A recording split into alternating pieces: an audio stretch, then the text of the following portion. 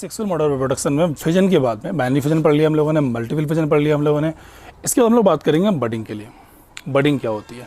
तो बडिंग का best example हमें मिलता है हाइड्रा में और ईस्ट में। बडिंग आखिर होती क्या? सबसे पहले एक हाइड्रा का स्ट्रक्चर देखिए। स्टार्ट करने से पहले चैनल को अभी सब्सक्राइब करिए ताकि आपको सीएससी के लेटेस्ट वीडियोस और नोटिफिकेशन मिलते रहें। और समझते हैं आखिर उसमें बडिंग कैसे होगी जाके और एसेक्सुअल मोड ऑफ रिप्रोडक्शन कैसे वर्क करता है वहाँ पे। ठीक है, जरा देखते हैं यहाँ पे। सबसे पहले ये हाइड्रा, एक जो फर्स्ट डायग्राम आप यहाँ पे देख रहे हैं, दैट इज अ हाइड्रा। और हाइड्रा में क्या होता है, इसकी जो स्टेम टाइप की होती है उसमें यहाँ पे एक बड होती है, छोटी सी नुकीली से निकली होती है तने जैसी। अब ये बड ग्रोथ करना शुरू करेगी इस हाइड्रा में। ठीक, अब इसकी ग्रोथ शुरू होती है तो ये स्टार्टिंग में सबसे पहले ऊपरी सेप यहाँ पे बनना शुरू होता है, हल्का सेप आता है और ये लेंथ होने के बाद में ऊपरी सेप, इसकी लेंथ यहाँ से बढ़ जाती है। जब इसका वजन ज़्यादा हो जाएगा तो स्टेम पे क्या होगा जाके, भाई सिंपल सी बात, ज़्यादा हो जाएगा तो यहाँ से ये ब्रेक कर जाएगी। तो थर्ड नंबर फोर्थ पहले पॉइंट में क्या होता है, ये इससे अलग हो जाती है। वो अलग होने के बाद में देखते हैं कि भाई जो सेप इसका आ रहा है वही सेप हमारा इसका आ रहा है। तो क्या हुआ जाके यहाँ पे सिंगल पेरेंट्स और यहाँ से एक नए हाइड्रा का जनरेशन हुआ जाके। तो इस मीन्स क्या हुआ जाके, सेपरेशन ऑफ हाइड्रा। ठीक है, तो डेफिनेशन भी यहीं से बना लेते हैं हम लोग। इसकी डेफिनेशन में क्या रहेगा, a new organism develop from A outgrowth और बड। एक नया ऑर्गेनिज्म बड के रूप में बाहर निकल के आता है तो इसको क्या बोलते हैं, that process is known as budding. और ये होती किस में, हाइड्रा में होती है, इसके अलावा ईस्ट में होती है। ठीक है, और नॉर्मल एग्जाम की बात करेंगे बच्चों तो एग्जाम पर्पज से आपको एग्जाम्पल मिल जाता है, बोले एग्जाम्पल दिखाइए या डायग्राम शो करके बताइए किसके लिए, बडिंग इन हाइड्रा बताइए। तो नॉर्मली बडिंग इन हाइड्रा ही आता है। ठीक है, सेकंड पॉइंट कंप्लीट हो गया हम लोगों का, इसको नोट करेंगे। इसके बाद अब हम लोग बात करेंगे स्पोर फॉर्मेशन के लिए। स्पोर फॉर्मेशन में क्या होता है बच्चों, स्पोर फॉर्मेशन में नॉर्मल हिंदी में अगर हम बोलें उसको तो बोलते हैं फफूंदी लगना। कैसे, जैसे ब्रेड होती है तो उस पर हरी लेयर बहुत दिन से रखी होती है, हरी लेयर बन जाती है उसके ऊपर। ठीक, ब्रेड के ऊपर बन जाती है, इसके अलावा दूसरी रोटी वगैरह रखी होती है उस पर बन जाती है। ठीक है, इसके अलावा बहुत जल्दी से ग्रोथ करती है वो। ठीक है, तो इसको आप नोट करिए। फिर हम बात करते हैं स्पोर फॉर्मेशन के लिए, थर्ड पॉइंट के लिए, स्पोर फॉर्मेशन। ठीक है, स्पोर फॉर्मेशन के लिए सबसे पहले एग्जांपल आता है कि स्पोर फॉर्मेशन होता क्या है और होता किस में है। तो पहले एग्जांपल समझ लेते हैं, बाद में इसकी डेफिनेशन नोट कर लेंगे। जो स्पोर फॉर्मेशन है वो होता है मोस्टली राइजोपस में या म्यूकर में। ठीक है, राइजोपस का डायग्राम मैंने यहाँ पे बनाया, समझते हैं स्पोर फॉर्मेशन कैसे होने वाला है। मैंने एग्जांपल पहले ही दिया आपको कि स्पोर फॉर्मेशन का मतलब सिर्फ अपनी भाषा में है फफूंदी लगना। आप जो डायग्राम यहाँ पे देख रहे हैं वो एक मान चलिए जूम करके देख रहे हैं, क्योंकि ब्रेड पे फफूंदी लगी हुई दिखाई पड़ती है आपको हरी हरी। अब उसके अंदर क्या है उसको देखना है हम लोगों को। ठीक है, तो ये डायग्राम जूम करके देख लेंगे एक तरीके से। तो ये राइजोपस। अब राइजोपस में क्या होता है, ये स्टेम टाइप्स की दिखाई पड़ रही थी, बड़ी बड़ी नहीं होती है। ऐसा नहीं है कि जो ब्रेड होगी जाके पेड़ निकल आएंगे उसके ऊपर, ऐसा कुछ नहीं होने वाला। ये माइक्रो ऑर्गेनिज्म है और माइक्रो ऑर्गेनिज्म को जूम करके उसको देख रहे हैं, एक तरीके से बड़ा करके देख रहे हैं उसको। ठीक है, तो यहाँ पे उसका शेप जब देखा तो यहाँ पे ये इस तरीके से ये डॉट डॉट दिखाई पड़ रहा है। तो ये जो स्पोर्स डॉट दिखाई पड़ रहे हैं स्पोर्स हैं और ये स्पोरेंजियम के अंदर होते हैं। ठीक है, स्पोरेंजिया उसके अंदर क्या होते हैं, स्पोर्स होते हैं। अब ये स्पोर्स गिरना शुरू होते हैं, इनका नंबर्स मिलियन ऑफ नंबर्स होते हैं। ये सब जगह गिरते हैं, एक ब्रेड है और उससे ये फैलना शुरू होते हैं। अब उनकी फेवरेबल कंडीशन जहाँ पर होगी जाके वो वहीं पे ग्रोथ कर जाएंगे। ज़मीन पे गिरे कुछ नहीं होने वाला उसमें। या देखा होगा नॉर्मल ज़मीन में भी क्या होता है, बोले यार इसमें जंग लग गई, काई लग गई, बोले हरी हरी फफूंदी से लग जाती है। तो वो नमी की वजह से होती है, जहाँ पर मॉइस्चर उनको मिलेगी तो वहाँ पर ग्रोथ कर जाएंगे। और मॉइस्चर नहीं होगी तो क्या होगा, ये ग्रोथ नहीं करेगी। मतलब यहाँ पे फेवरेबल कंडीशन चाहिए, डार्क होना चाहिए, मॉइस्चर होना चाहिए, वहीं पे ग्रोथ करेंगे। ठीक है, तो ब्रेड बगल में एक और ब्रेड रखी है तो उस पर गिर जाएंगे तो ऑब्वियसली वहाँ पे ग्रोथ कर जाएंगे। तो क्या होगा, पूरी ब्रेड की जो पैकेट होगा पूरे में फैल जाएंगे। रोटियाँ रखी हैं, एक रोटी में स्टार्ट होती है पूरे में फैल जाती है हमारे पास। तो it only growth on the favourable condition, पहला पॉइंट। ठीक है, तो ये जो दिखाई पड़ रहा है ये राइजोपस है, राइजोपस या म्यूकर दोनों में होता है। और ये स्पोर्स हैं, स्पोर्स हमारे यहाँ से ब्रेक डाउन गिरेंगे और गिरने के बाद ग्रोथ करेंगे। तो ये एसेक्सुअल मोड ऑफ रिप्रोडक्शन में आते हैं और बिल्कुल ऐसी ही ग्रोथ होना होती है और बहुत जल्दी बढ़ते हैं ये। ठीक है, बहुत कम समय में बहुत जल्दी ग्रोथ करते हैं। ठीक है, तो डेफिनेशन में क्या नोट करेंगे इसके लिए, इट जनरली हैपन इन, अच्छा एक चीज़ मैंने बताई नहीं कि नॉन फ्लावरिंग प्लांट्स में होते हैं। ऐसा नहीं कि फ्लावरिंग प्लांट्स, क्योंकि प्लांट्स के बारे में पढ़ रहे हैं हम लोग। तो it generally happen non flowering plants such as fungi और बैक्टीरिया। ठीक है, in this parent plants generate thousand of spores which individually grow in plant. ठीक है, और स्पोर्स जो होते हैं बहुत बड़ी मात्रा में होते हैं इंडिविजुअली एक प्लांट में। These spores are microscopic and round in shape, गोल शेप में होते हैं, and grow in suitable condition. Suitable का मतलब फेवरेबल कंडीशन में ही ये ग्रो करेंगे अकेले। ओके गाइस, तो ये हमारा क्या है, that is the spore formation. और एग्जांपल दिया गया मैंने राइजोपस के लिए आपको। अब हम लोग बात करते हैं फोर्थ पॉइंट के लिए। आपको टाइप्स अगर याद ना हो तो याद कर लीजिएगा। पहला टाइप्स एसेक्सुअल मोड में हमारा था फिजन। फिजन में दो पार्ट्स हम लोगों ने पढ़े थे, एक बाइनरी फिजन पढ़ा था और एक पढ़ा था मल्टीपल फिजन बच्चों।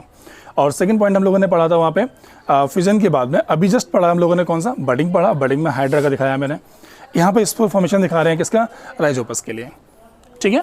अब इसके बाद हम लोग बात करेंगे नेक्स्ट जो पॉइंट है that is a fragmentation. Fragmentation क्या होता है, और बिल्कुल सेम पॉइंट उसका पढ़ना है रीजनरेशन के लिए। और मैंने कल हिंट भी किया था आपको लास्ट पार्ट में कि भाई जो रीजनरेशन है और जो हमारी जो फ्रेगमेंटेशन है उन दोनों में फ़र्क क्या है। उन दोनों में फ़र्क हमारा इतना ही रहेगा कि फ्रेगमेंटेशन में हर जगह से सेल ग्रोथ कर जाएगी दोबारा से। आप कहीं से पार्ट काट दीजिए, दोबारा से वहीं से ग्रोथ करना शुरू, वैसे ही पार्ट फिर से बन जाएगा। और रीजनरेशन में एक पर्टिकुलर सेल ही ग्रोथ करती है, सारे पॉइंट्स ग्रोथ नहीं करते हैं। मतलब नया जो पार्ट बन के आएगा वो पर्टिकुलर जगह से ही आएगा, ठीक है। तो फिलहाल इसको नोट कर दें, फिर बात करते हैं नेक्स्ट पॉइंट के लिए, दैट इज द कौन सा होगा, फ्रेगमेंटेशन। ओके गाइस, स्क्रीनशॉट लीजिए इसका। तो फ्रेगमेंटेशन के लिए सबसे पहला क्वेश्चन यही आता है बच्चों, जैसे हमने पहले बताया था कि भाई सबके एग्जांपल्स तो मालूम ही होना चाहिए, क्योंकि एग्जांपल से क्वेश्चन बनेगा या क्वेश्चन से एग्जांपल पूछ देगा वो आपसे, ठीक है। तो सबसे पहले जो फ्रेगमेंटेशन है हमारा होता किस में है, तो बच्चों ये होता है स्पायरोगैरा में, ठीक है। तो फ्रेगमेंटेशन के लिए एग्जांपल बिल्कुल जैसे बडिंग हाइड्रा में था हमारे पास, ठीक है। राइजोपस स्पोर फॉर्मेशन हमारे पास हो गया। इसके अलावा फ्रेगमेंटेशन का एग्जांपल देंगे किसके लिए हम लोग, that is in the spirogyra. अब गाइस स्पायरोगैरा का शेप, अब फ्रेगमेंटेशन का मतलब क्या होता है, तो सबसे पहले एग्जांपल के देखते हैं, उसके फिर उसकी डेफिनेशन देखते हैं यहाँ से। लेट सपोज ये हमारा स्पायरोगैरा है, तो स्पायरोगैरा ये शेप रहा हमारे पास। अब इसकी खास बात ये पेरेंट स्पायरोगैरा, और जहाँ से ये ब्रेक करेगा, आप चाहे यहाँ से ब्रेक कर दीजिए, यहाँ से ब्रेक कर दीजिए, यहाँ से किसी भी पॉइंट से ब्रेक कर दीजिए, वहाँ से क्या होगा, एक नया स्पायरोगैरा बनकर तैयार हो जाएगा, बिल्कुल सेम टू सेम क्लोन होगा जाके किसका, पेरेंट स्पायरोगैरा के। तो इसको हमने कहीं से यहाँ से ब्रेक हुआ, और बिल्कुल ये दो दिखा रहा हूँ मैं, इस डायग्राम में दिखाई पड़ रहे हैं आपको कि ये दोनों जो डायग्राम में है बिल्कुल सेम इसका कॉपी हो गया यहाँ पे, ठीक है। तो ये सेक्सुअल मोड ऑफ रिप्रोडक्शन होता है, जिसको हम लोग क्या बोलते हैं, that is a fragmentation. Definition में बिल्कुल ऐसे ही नोट कर लेते हैं हम लोग, a fragment of the parent, parent का जो फ्रेगमेंट है ब्रेक ऑफ टूटता है and develop into the entirely new, बिल्कुल नया, entirely new but genetically identical individual. और जिसकी जो जेनेटिकली होता है बिल्कुल सेम इस पेरेंट वाले की जो जेनेटिक्स होंगे जाके वो बिल्कुल सेम इसका होगा जाके, ठीक है। एक इंडिविजुअल जो नया आता है वो बिल्कुल जेनेटिकली बिल्कुल सेम इसका होगा जाके, कोई चेंज नहीं है। There is no regenerative cells present as such, और इसके अंदर कोई भी रीजनरेटिव सेल्स नहीं होती हैं, ठीक है। और रीजनरेटिव सेल्स के बारे में अभी जस्ट इसके बाद पढ़ने वाले हम लोग कौन सा, रीजनरेशन, वहाँ समझते हैं। मैंने अभी बताया आपको कि फ्रेगमेंटेशन और रीजनरेशन में ज़्यादा कोई फ़र्क नहीं है। कोई भी एक पर्टिकुलर ऑर्गेनिज्म है जो ब्रेकअप करेगा, ब्रेकअप करने से नया इंडिविजुअल आएगा, और जब नया इंडिविजुअल आएगा तो इसमें और उसमें क्या अंतर हुआ जाके, दोनों सेम है। रीजनरेशन रीजनरेट होना होता है और फ्रेगमेंटेशन में भी रीजनरेट हो रहा है हमारे पास। इसमें अंतर ये है कि भाई जो फ्रेगमेंटेशन है स्पायरो वगैरह में दिखा रहे हैं, ये कहीं से भी ब्रेक कर दीजिए, हर जगह से ग्रोथ कर जाएगा। और जो रीजनरेशन होगा जाके उसमें क्या रहेगा, उसमें हमारा जैसे प्लेनेरिया का दिखाएंगे। तो इसके बाद 5 नंबर पॉइंट आ जाएगा हमारा कौन सा, रीजनरेशन। और रीजनरेशन बच्चों जो आएगा उसमें रहेगा किसके लिए एग्जांपल रहेगा, प्लेनेरिया।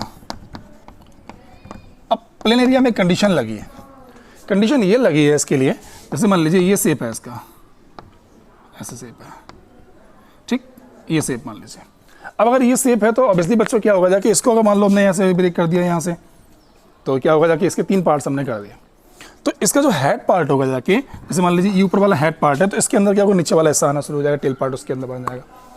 बीच वाला जो पार्ट होगा जाके, इसके ऊपर साइड हेड पार्ट आ जाएगा, नीचे साइड टेल पार्ट आ जाएगा, बीच में अलग कर दिया। मतलब हमने इसके 3 हिस्से कर दिए, ये वाला ऊपर वाला हिस्सा अलग कर दिया, सेकंड ये अलग कर दिया, थर्ड ये अलग कर दिया। तो टेल पार्ट में क्या होगा, टेल पार्ट में हमारे पास ये हिस्सा था, ऊपर वाला यहाँ जनरेट होना शुरू हो जाएगा, और ऐसे करके ये बना देगा पूरा ऊपर हेड वाला पार्ट्स। मिडल वाला जो पार्ट हमारा रीजनरेशन में आएगा वो क्या करेगा, वो ये जो पार्ट हमारे पास आया बीच वाला, तो ये टेल भी बनाएगा और ऊपर से जाके ये हेड भी बना लेगा इस तरीके से, ठीक है। और जो हेड वाला पार्ट है ये वाला, वो क्या करेगा, वो सिर्फ हमारा टेल बना देगा, ये पहले से था और यहाँ से हमने काटा था उसको, तो ये जाके यहाँ पे टेल बन जाएगा, तो ये ग्रोथ कर जाता है।